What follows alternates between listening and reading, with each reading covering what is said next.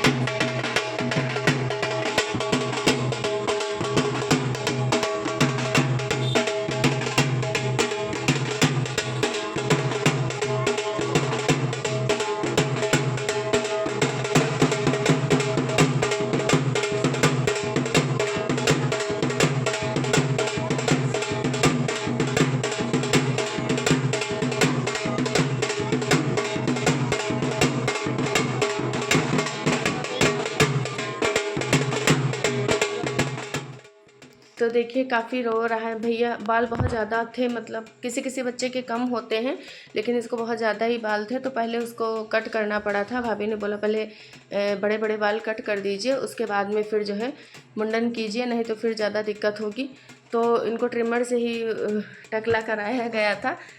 Razor में डर लग रहा था कि कहीं लग ना जाए, तो फिर भाभी ने उससे नहीं करवाया था और ट्रिमर से ही बोला था कर दीजिए। तो पहले सारे बड़े बड़े बाल जो है कट कर दिए गए थे, उसके बाद में फिर इनको टकला किया गया था। तो बहुत ही मशक्क़त के बाद मुंडन हो पाया था और इतना ज़्यादा रो रहे थे कि भाभी भी इनको देख के इमोशनल हो गई थी, रोने लगी थी।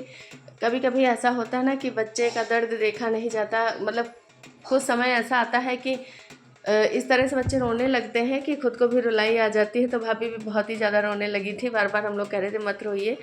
और अच्छे समय में रोते नहीं हैं, खुशी का टाइम है, लेकिन बहुत परेशान था वो। और गर्मी भी बहुत ज़्यादा आज लग रही थी। सुबह से तो मौसम काफ़ी अच्छा था, लेकिन बाद में ना अभी काफ़ी उमस टाइप में हो गई है, तो फिर उसको गर्मी भी बहुत लग रही थी। लगभग ये वही 3:30-4 बजे के आसपास का टाइम है। तो जो भैया मुंडन कर रहे थे ना, उनसे ये बार बार कह रहे थे कि आप कैंची से मेरे बाल सारे कट कर दीजिए, ट्रिमर मत लगाइए मेरे बालों में। क्योंकि ना बच्चों को भी कितना दिमाग होता है, मतलब कभी कभी यही सोचा करो। तो कैंची से सारे बाल ऊपर ऊपर कट रहे थे तो उनको तकलीफ़ नहीं हो रही थी, और जैसे ट्रिमर लगाते थे तो उसको ज़्यादा दिक्कत होने लगती थी। क्योंकि फ़र्स्ट टाइम वैसे भी टकला हो रहा था और फर्स्ट टाइम कोई कोई बच्चा होता है तो बड़े आसानी से मतलब मुंडन करवा लेता है, लेकिन कोई कोई बच्चे होते हैं जो बहुत ज़्यादा ही परेशान करते, बहुत ज़्यादा रोते हैं। और दूसरी चीज़ ये भी लगाने से ना उसको टिकलिंग जैसा लग रहा होगा या जो भी हो, तो वो बार बार मना कर रहा था कि जो है कैंची से मेरे बाल कट कर दीजिए। और पीछे देखिए इनके चाचा जी खड़े हुए हैं, मतलब चाचा भतीजे का साथी में मुंडन था, 2-4 दिन का फ़र्क था, तो वो खड़े होके देख रहे हैं। तो वही हम लोग चाची से पूछ रहे थे कि ये रोए थे कि नहीं रोए थे। तो चाची बता रही थी कि नहीं, ये बिल्कुल भी नहीं रोए थे, बड़े अच्छे से बैठ के मुंडन करवा लिए थे। तो ये मेरे बड़े पापा हैं, मतलब इन्हीं के पोते का मुंडन है। और वो भैया भाभी हैं जो लेके गोद में बैठी हैं, वो भाभी हैं सेकंड नंबर वाली, और ये भैया हैं। तो घर से निकले ना तो फिर हम बुआ के यहाँ भी थोड़ी देर के लिए गए थे, क्योंकि बहुत बार बुआ बुलाई थी, तो हमने बोला था इस बार हम ज़रूर आएंगे। और अगर इस बार भी नहीं जाते तो बुआ को यही लगता कि हाँ, हमेशा हाँ बोल देती हैं और आती नहीं, फिर सामने वाले को भी अजीब लगने लगता है। तो फटाफट हम सारी तैयारियाँ किए और घर से निकले। तो फिर बुआ के यहाँ गए थोड़ी देर के लिए, लगभग 10-15 मिनट 20 मिनट वहाँ बैठे थे, और उसके बाद में फिर हम यहाँ के लिए निकल आए थे। तो वहाँ से यहाँ आने में ना 2 घंटे का टाइम लगता है, लगभग 70 किलोमीटर की दूरी पे है, 65-70 होगा, मतलब सब मिला के, बुआ का घर यहाँ सब पूरा मिला के। तो टाइम भी बहुत ज़्यादा लग गया था, और डोडो ना बहुत ज़्यादा परेशान हो गया। तो दोपहर की धूप, दोपहर में ही निकले थे, फिर यहाँ आए तो फिर पहले पूजा पाठ हुआ।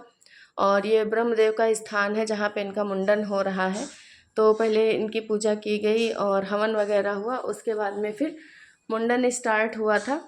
तो हमको तो पहले यही लग रहा था कि मुंडन हो जाएगा, हम पहुंच नहीं पाएंगे, लेकिन फिर पूजा होने में तो टाइम लगता ही है, और अकेले का काम हो तो चलो अपने हिसाब से कर लो, जब कई लोगों का काम होता है तो सबके हिसाब से होता है, तो थोड़ा टाइम इधर उधर होता रहता है। तो भैया को ना सारे टॉयज़ दिए जा रहे थे, सब कुछ दिखाया जा रहा था, मोबाइल दिखाया जा रहा था, सब तरफ सब लोग खुश करने में लगे थे, लेकिन वो इतना ज़्यादा रो रहा था, बिल्कुल चुप नहीं हो रहा था। प्यासा भी हो गया था काफ़ी, मतलब बड़े आराम से पानी पी के सब कुछ करके धीरे धीरे टकले हुए थे। तो ये देखिए हम बहनें हैं, और ये हमारी सबसे छोटी बहन है, मैंने आपको लास्ट ब्लॉग में दिखाया। तो बुआ जी बैठी थी बड़ी शौक से, मतलब बड़ी भाग्य से ये सब मिलता है देखने को, करने को, बहुत किस्मत वालों को सब कुछ ये नसीब होता है।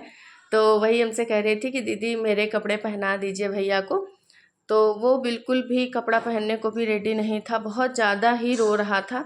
आप देख सकते हैं कितनी मशक्क़त के बाद हम लोगों ने उसको कपड़ा वपड़ा पहनाया था। बस यही था कि हाँ चलो, जो रीति रिवाज हैं थोड़ा बहुत पहना दो, नया पहनाना चाहिए, बुआ लोग पहनाती हैं, बस उतना ही किया गया था किसी तरह से।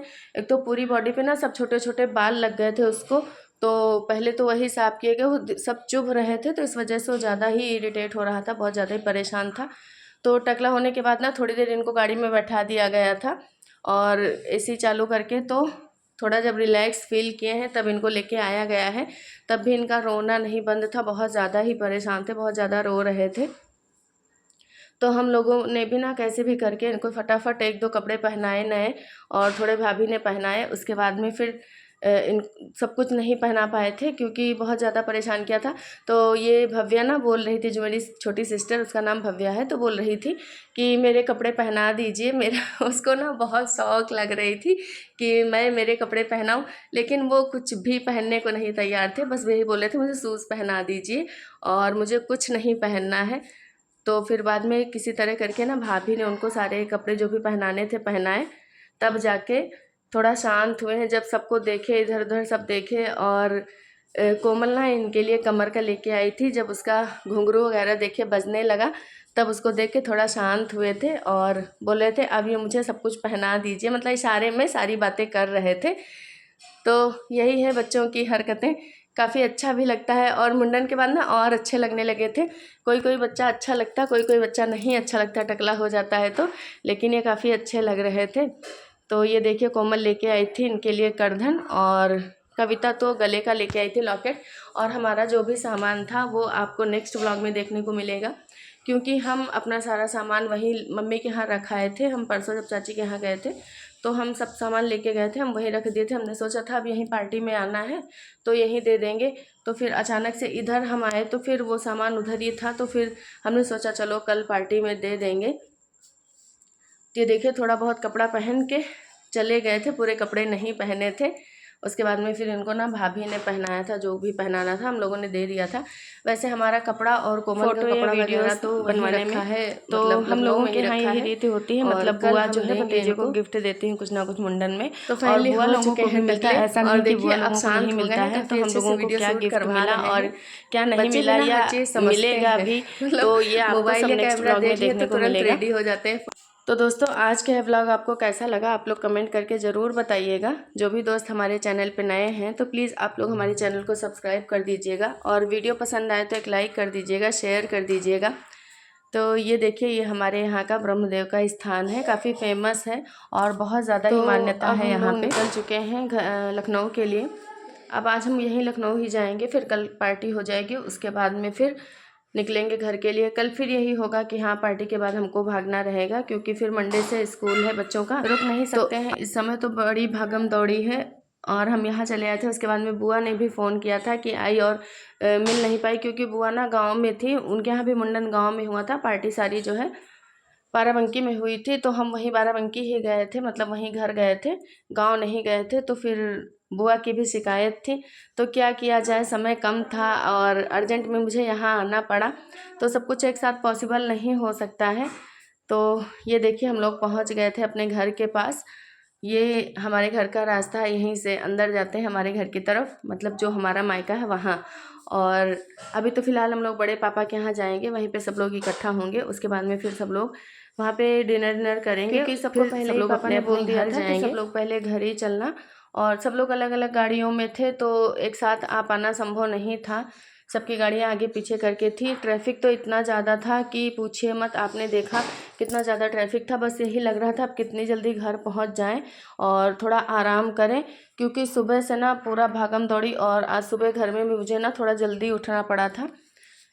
तो यही था कि जल्दी उठेंगे तो सारे काम जल्दी से निपट जाएंगे। छुट्टी तो थी, पर जितने मतलब डेली रूटीन में जितने बजे उठते हैं उससे भी और जल्दी उठे थे, तब जाके सारे काम हम निपटा पाए थे समय पे। लेकिन लास्ट में ना वही हुआ, फिर से वही भागम दौड़ी हो गई। तो दोस्तों, आपसे मिलेंगे नेक्स्ट ब्लॉग में। Bye bye, Radhe Radhe.